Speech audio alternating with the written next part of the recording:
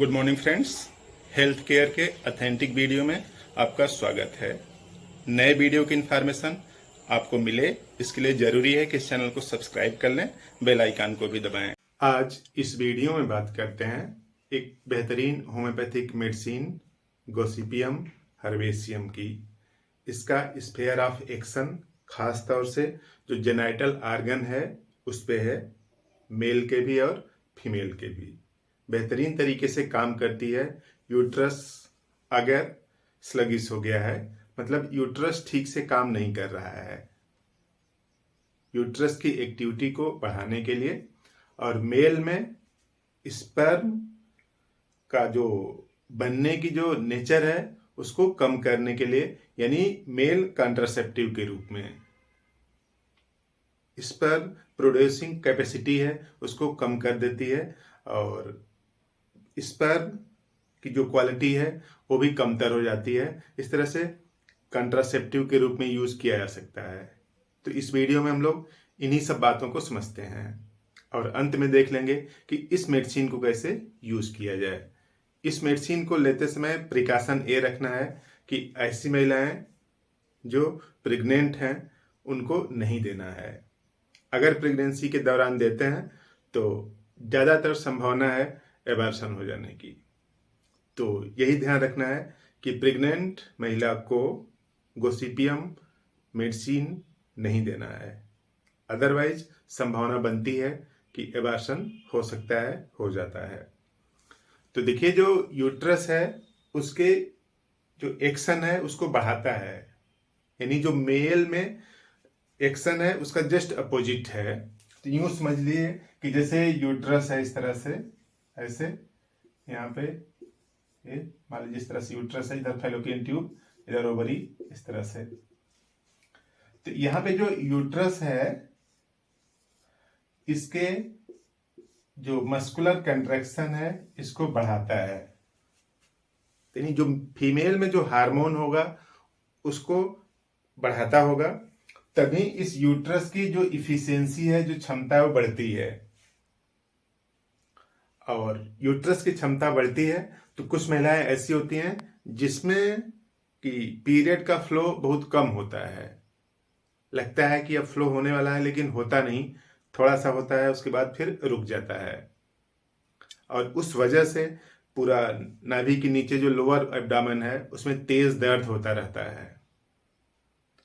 और इसी तरीके के कई दिक्कतें आती हैं, उल्टी जैसा महसूस होता है, उल्टी हो भी जाता है, नाजिया, इस तरह से मिचली आना, कई सिम्टम्स आते हैं।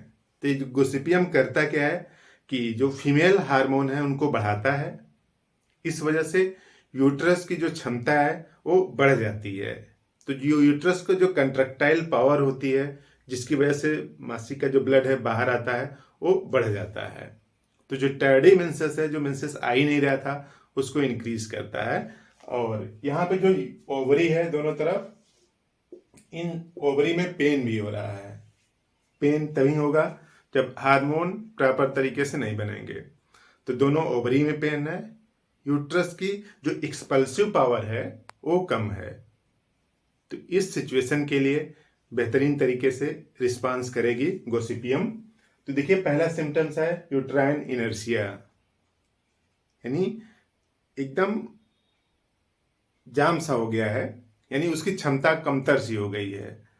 तो यूट्राइन इनर्शिया जो सिचुएशन है उसको इंक्रीज करता है और इनर्शिया को कम करता है।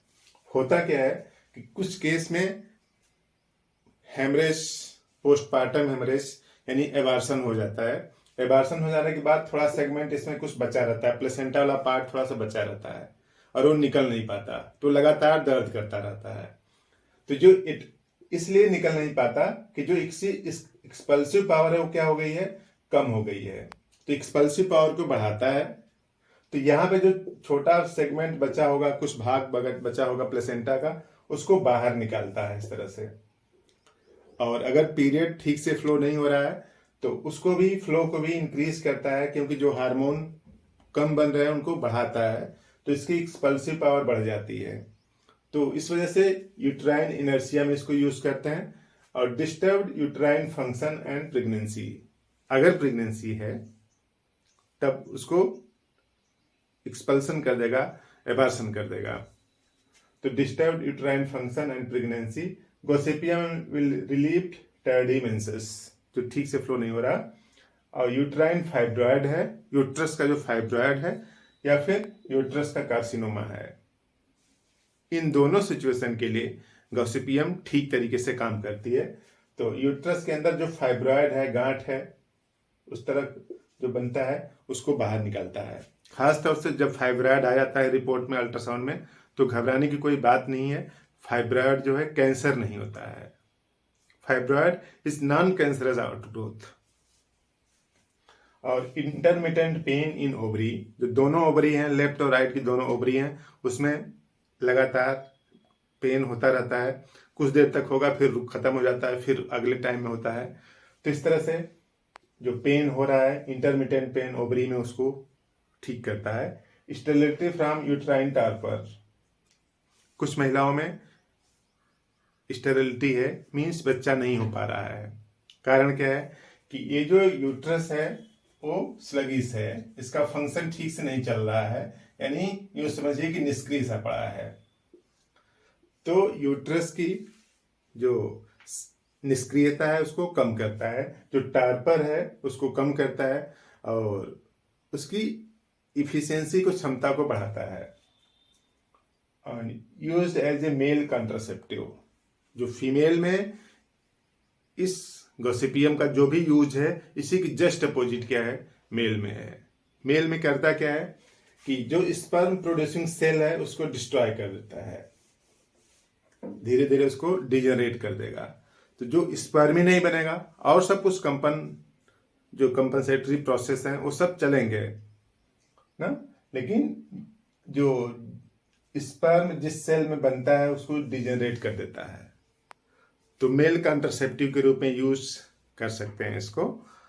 चाइना में बेहतर इसका यूज किया जाता है मेल कॉन्ट्रासेप्टिव के रूप में। तो इस तरह से गॉसिपियम का यूज है, और खास तौर से फीमेल में और मेल में भी। मेल में इसका इम्पैक्ट क्या है, जो बच्चा पैदा करने की जो क्षमता है उसको कम करता है, और महिलाओं में बच्चा पैदा करने की क्षमता को बढ़ाता है।